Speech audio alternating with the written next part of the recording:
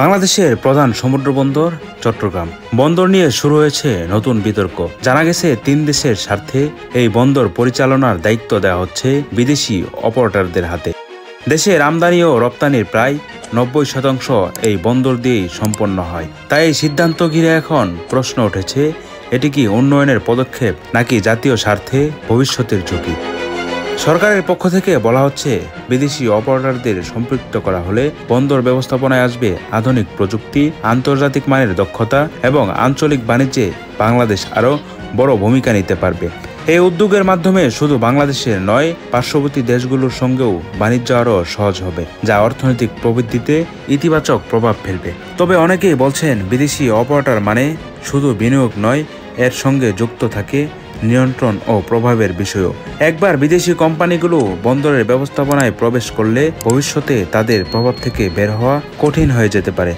আর এতে বাংলাদেশের বন্দর নিরাপত্তা ও সার্বভৌমত্ব ঝুঁকির মুখে পড়ার আশঙ্কাও রয়েছে। চট্টগ্রাম বন্দর কেবল একটি স্থাপনা নয়, এটি বাংলাদেশের অর্থনৈতিক স্বাধীনতার প্রতীক। তাই এই বন্দর নিয়ে যে কোনো সিদ্ধান্তের ক্ষেত্রে দরকার স্বচ্ছতা, দায়িত্ববোধ ও দীর্ঘমেয়াদী পরিকল্পনা।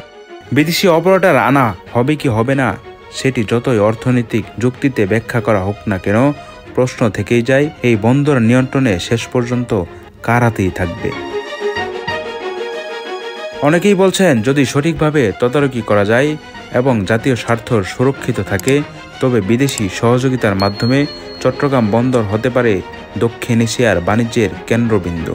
কিন্তু পর্যবেক্ষকরা সতর্ক করছেন, যে কোনো আন্তর্জাতিক চুক্তি যেন বাংলাদেশের নিজস্ব নীতি ও নিয়ন্ত্রণের বাইরে না যায়। চট্টগ্রাম বন্দর বাংলাদেশের অর্থনীতির হৃৎপিণ্ড, তাই এর প্রতিটি সিদ্ধান্তই জাতীয় স্বার্থের সঙ্গে সরাসরি সম্পৃক্ত। বিদেশি অপারেটরদের হাতে বন্দর ব্যবস্থাপনা দেওয়া, এটি কি উন্নয়নের পদক্ষেপ নাকি ভবিষ্যতের ঝুঁকি? কমেন্টে জানিয়ে দিন আপনার মূল্যবান মতামত। প্রিয় দর্শক, আজ এই পর্যন্তই। শুরু থেকে শেষ পর্যন্ত চেষ্টা করেছি 30 বছরের জন্য বন্দর বিদেশিদের হাতে তুলে দেওয়ার বিস্তারিত তুলে ধরতে। ইনশাল্লাহ আবারও দেখা হবে নতুন কোনো বিষয় নিয়ে। ততদিন পর্যন্ত ভালো থাকুন, সুস্থ থাকুন। আল্লাহ হাফেজ।